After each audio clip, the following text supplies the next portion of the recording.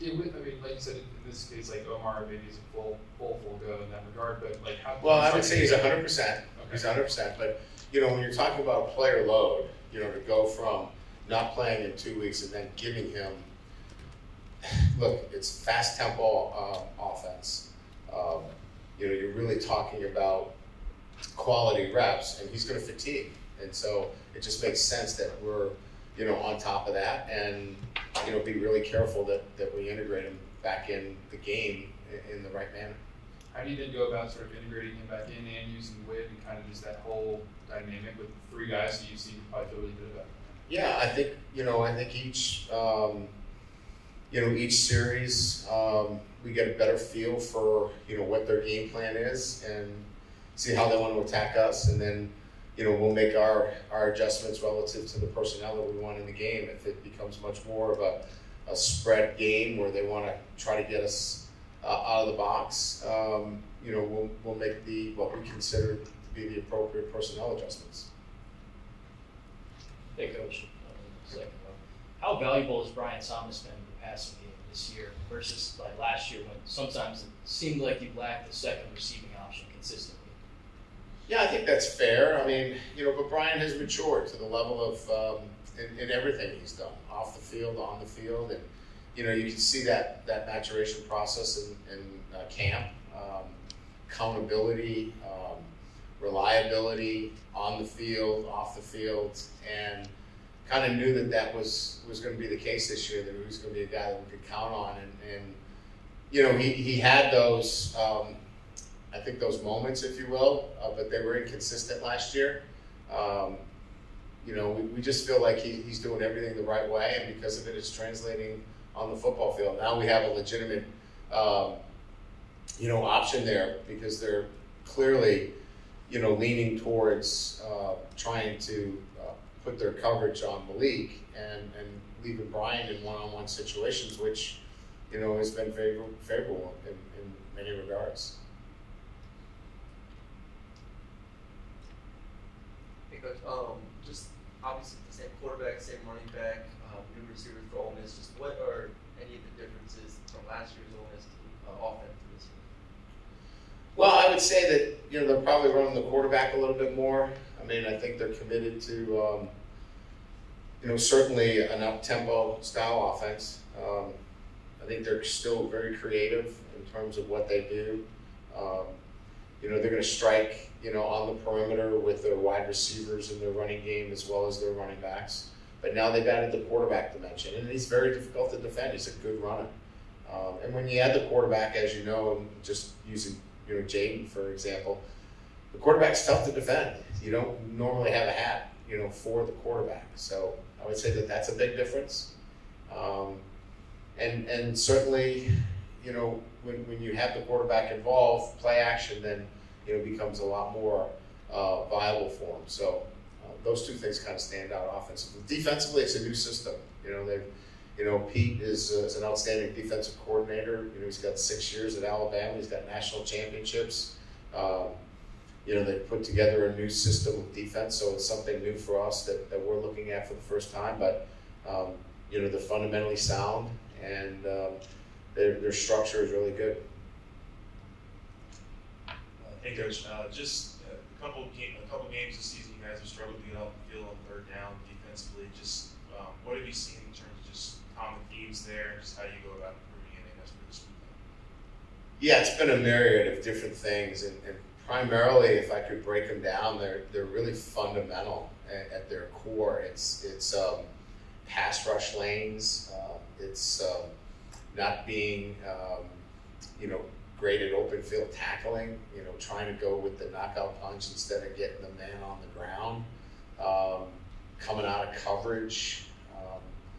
It's a litany of really fundamentals that we've really had to drill down on hard this week, and really, I don't want to say not put a lot in the playbook, but quite frankly, just really get down to the basic principles of playing good, fundamentally sound defense. Because if we're in good, fundamentally sound defensive structure, we're going to get off the field in many of these third downs. So that's what we really had to focus on this week.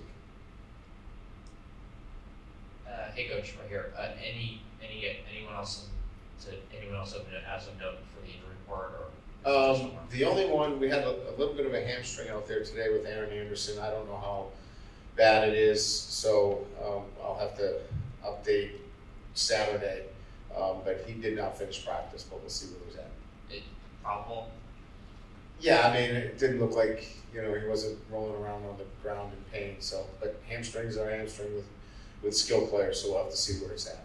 And for the shoes that you've been wearing for these home games, how do you like the fit and just wearing them in general? Yeah, I mean, it's been something from the collective Bio Traditions, and it's been kind of well received. I think the fan base has kind of liked it, and so we're going to keep up with my shoe game, see how it continues to move in the right direction. I think the first pair went for $9. We're hoping it goes up a little bit more after that. I think it went for a little bit more than that. I didn't want to get too high on the scale for you people. Hey, Coach. They got a great running back, Quinshon Judkins, Yeah. but I've noticed he hasn't really gotten going this year. So what have defense has done to contain him that you guys might use? Well, I think they've got a couple of really good running backs. I think they're featuring a couple of backs, and it's like anything else. If you get banged up a little bit, I think he's been banged up a little bit, and they've had a good, strong running game coming from their second back, and as I mentioned earlier, they're running the quarterback. But Junkins, we're well aware of him. We knew about him last year because as a true freshman, he was outstanding. So, we're prepared for him, and we always expect the best, from the best players. So, we've had his jersey on one of our players all week and expect him to play. Coach has time for two more. Hey, Coach, Ole Miss this season offensively has been one of the top teams in the country. Plays at 20-plus yards. I guess what kind of things have you seen from them on film that allows them to be so successful, and how do you kind of prevent that as defense? Yeah, they are explosive, and that's traditionally, Lane Kiffin offense is explosive plays. They do a really good job of setting things up. They're going to run the ball and be patient and then take shots over your head, and that's what we have to be, clearly aware of, and we were last year.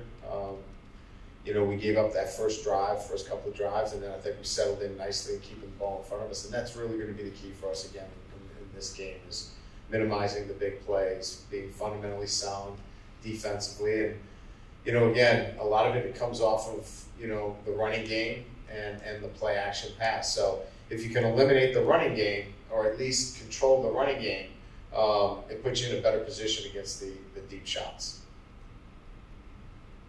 Right, with Maason, playing his first sustained football in over a year, do you guys have to kind of balance the amount of time it might take for him to really return to his full form, or do you just kind of how do you maybe go about approaching that with him during the season? Well, I think he's played 13 college games, and I don't want to sound like he's not playing well, because he is. He's doing a lot of things for us. We played a lot of the nose for us earlier in the season, so he's two-gapping on the nose. It's a dirty job, and he was playing a lot of 3 and 5 technique as his freshman year, and in that 3 and 5 technique, he had a lot of opportunities to make big plays. He's not getting as many opportunities to make the kind of impact that he did as a true freshman, and he's only played in about 13 college games. So I think that we got to have a little patience, but he's doing some of the dirty work. I mean, if you really look at what he's doing, he's freeing up our linebackers. He's doing the work that he's asked to do. I think maybe we need to be a little bit more creative with him and maximize some of the things that he can do for us. And I think maybe we'll start to see that as we move through the season. Okay, thank you. Coach.